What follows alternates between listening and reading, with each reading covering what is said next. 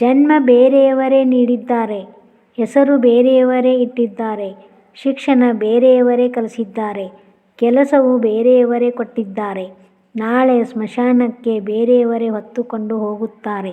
ಹಾಗಾದರೆ ವ್ಯರ್ಥ ಅಹಂಕಾರವೇಕೆ ಮನವೇ? ನಿನ್ನನ್ನು ಬೇರೆಯವರೊಂದಿಗೆ ಹೋಲಿಸಿಕೊಂಡು ಬೇಸರಪಡಬೇಡ. ಏಕೆಂದರೆ ಚಿನ್ನ ಮತ್ತು ಅನ್ನ ಎರಡಕ್ಕೂ ಅದರದೇ ಆದ ಮಹತ್ವವಿದೆ. ಸಂದರ್ಭ ಬಂದಾಗ ಅವುಗಳ ಬೆಲೆ ತಿಳಿಯುತ್ತದೆ.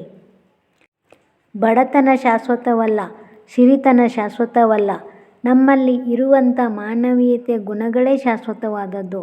ಮೌನದ ಹಿಂದಿರುವ ಮಾತನ್ನು, ನಗುವಿನ ಹಿಂದಿರುವ ನೋವನ್ನು, ಕೋಪದ ಹಿಂದಿರುವ ಕಾಳಜಿಯನ್ನು ಅರ್ಥ ಮಾಡಿಕೊಳ್ಳುವವರೇ ನಿಜವಾದ ಆತ್ಮೀಯರು. ಅರಮನೆ ಇದ್ದ ಮಾತ್ರಕ್ಕೆ ಬದುಕು ಬಂಗಾರವಾಗದ್ದು. ಮನಸ್ಸಿಗೆ ನೆಮ್ಮದಿ ಇದ್ರೇನೆ ಜೀವನ ಬಂಗಾರವಾಗೋದು. ಎದೆಯಲ್ಲಿ ಆತ್ಮವಿಶ್ವಾಸವಿದ್ದರೆ ಅದೇ ಆಯುಧ, ಮುಖದಲ್ಲಿ ನಗುವಿದ್ದರೆ ಅದೇ ವಿಜಯ. ಜೀವನದಲ್ಲಿ ಪ್ರೀತಿ, ಸ್ನೇಹ, ಬಂಧು ಬಳಗ ಎಲ್ಲ ನಮ್ಮ ಯೋಚನೆ ಅಷ್ಟೇ.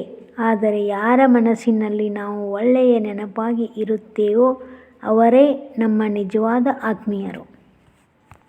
ಆಳವೇ ಅರಿಯದೆ ಸಾವಿರ ಸಂಬಂಧಗಳೊಂದಿಗೆ ಸಲಿಗೆಯಿಂದ ಇರುವುದಕ್ಕಿಂತ ಅಂತರಾಳವನ್ನು ಅರಿತು ಬಂದ ಸುಹೃದಯರೊಂದಿಗೆ ಸ್ನೇಹ ಬೆಳೆಸುವುದು ಶ್ರೇಷ್ಠ.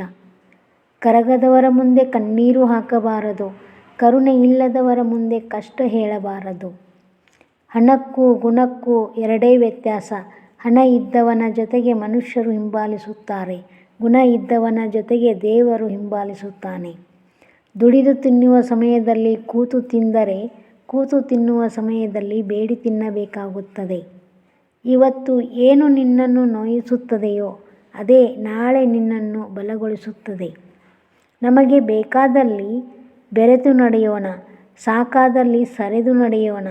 ಎರಡೂ ಬೇಡವಾದಲ್ಲಿ ನಮ್ಮ ಪಾಡಿಗೆ ನಾವು ಯಾರ ಮನಸ್ಸು ನೋಯಿಸದೆ ಸುಮ್ಮನೆ ಇರೋಣ. ಜೀವನ ತುಂಬ ಚಿಕ್ಕದು. ಪ್ರತಿಯೊಂದು ಕ್ಷಣವನ್ನು ಖುಷಿಯಿಂದ ಕಳೆಯಿರಿ. ಏಕೆಂದರೆ ಕಳೆದು ಹೋದ ಸಮಯ ತಿರುಗಿ ಬರಲಾರದು.